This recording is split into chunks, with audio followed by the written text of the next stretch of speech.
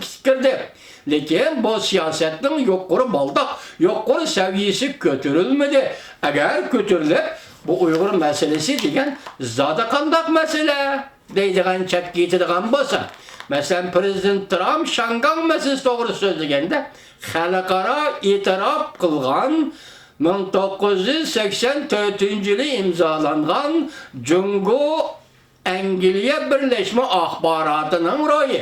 Boyucu Şangan meselesine bir taraf kılsan degende eğer Uygur meselesi küllerinin beri de bu 1945 yılıdaki Yalta şartnamesi, Moskova şartnamesi degen gepler koşulup gittiğin bolsa Cungo Kompartiyasının hakimiyeti men şundak ümit var bop ketsem meylimini keçirinler bir saat birleşip bırakın.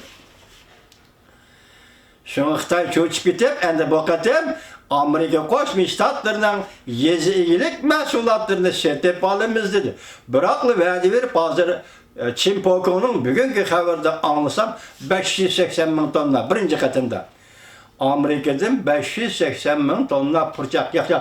Purchaq emasga kechiringlar, uni xato tarjima qilyaptim men. Noqot. Noqot deydigan jumla oq. Tamak qo'shib yeydigan narsa var, şu noqot. Bu hozir Amerika Qo'shma Shtatlardan Xitoy hukumati birinchi qatimda 580 ming tonna sotib oladiganligini qaror qildi. Shundaqla Amerikaning go'sht mahsulotlarini sotib olishni qaror qildi. Amaliyotda hozir Jungoda go'sht, eg'izga og'ilib bo'lmaydigan go'sht shuning ichida bor. Şu göç mahsulotlarini sotib olishni qaror qildi. Mesela alayli qo'yning go'shtini sotib olishni qaror qildi. Mesela alayli yana bir Anigil deydigan bir Uyg'ur qiz chiqdi hozir Shinjongni tanishtirib. Bizning mustamlika vatanimiz Uyg'uristonni tanishtirib, Xitoy ko'chmanlarini jalb qilyapti hozir. Xitoy ko'chmanlarini jalb qilyapti Anigil. Mesela Anigil bo'lishi mumkin ismi bu qizimizdan yoki Xanigil bo'lishi mumkin tanishtiryapti. Xitoyni tanishtirishi oqmidi. O kız tanıştırıvadı. Şu kız tanıştırganda enandan burun bir Xitoy şunda tanıştırıp nima deydilar? Qog'iliq naisi bilan oliy egizligiga o'tish kerak ekan. Qog'iliq naisi bilan oliy egizlikka o'tadigan bu Xitoy qog'iliq naisining bir yezi kentiga kelganda mol bahosini mundaq tasvirladi. 2 yuan bir zix kebab. Kala go'shti.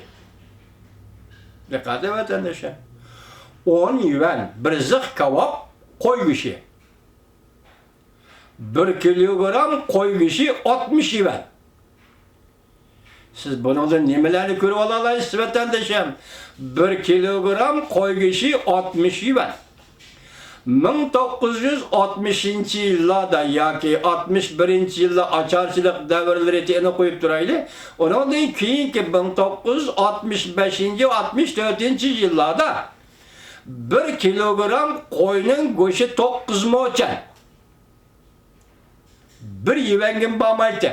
Vatandoshim, 1 kilogram qo'yning go'shti 9 mo'chan. Hayron qolamsiz? Hozir selishtirim 70 yil, 60 yildan keyingi bugungi kuni kelganda bir qo'yning bahosini yetishganligini bilmadik. Bir qo'yning 1 kilogram go'shti 60 yuan. Demak, Jungoning iqtisodidan boshda aytdik-ku. Hozir Jungoning iqtisodi tugaydigan yeri keldi deganda, hozir men go'shtning bahosi bilan selishtirsangiz, mana shunda. Shunga Jungo endi oxirgi hisobda bo'shab ketdi deganda, bir mal bahosi o'rlab ketdi, go'shtning bahosi bo'shab ketdi. Ikkinchisi Amerika savdo suhbati agar tez imzolanmaydigan bo'lsa, Jungo'la Amerika o'rtasida kelishim, savdo suhbati emas, savdo kelishimi tez imzolanmaydigan bo'lsa, Jungo'ning olini chiq. Hozir bankalar to'g'risida kishilar ko'p so'zlayapti, taqaladi deydi. Hatto Shangalda jiddiy qistamchilikda pul elish Jungo'ga yetib kelish oldida turadi. Qanday qilasan Jungo'liq dedi. Bugun hozir men boshchilarga nima dedim? 5 kapolat oila, 5 kapolat, turalg'i kapolati, yemak-ichmak kapolati, dori-darmok kapolati, ana shunday kapolatlarni berib Aynı çağda Cumhuriyet Kompartiyası yazıladı özün namratlaştırıyıp özü bekşi mecbur boğanın. Moşu cümle menin cümlem emas Marx'ın cümlesi. Angliya aynı vakti Hindistan'da asli maksatı kirgende Hindistan halkı işleydi. Ben onun emgek tapavutidan bacelip yaşayman dep kirgen idi. Şundak paydalaman dep kirgen idi deydi Marx. Angliya'nın Hindistan'daki hükümranlığı degen makalesi da. Lekin ahırda izim, zulüm, eksploatasiya tüpeyle Angliya'nın Hindistan halkı Angliya'nı bekş emez, Angliya özü Hindistan'da bekşke mecbur boldu deydi. Yani Uygur'un takdirini bilip durup siz hürmetlik vatandaşım. Yakında bir torbette anladım. Bir ayda $5.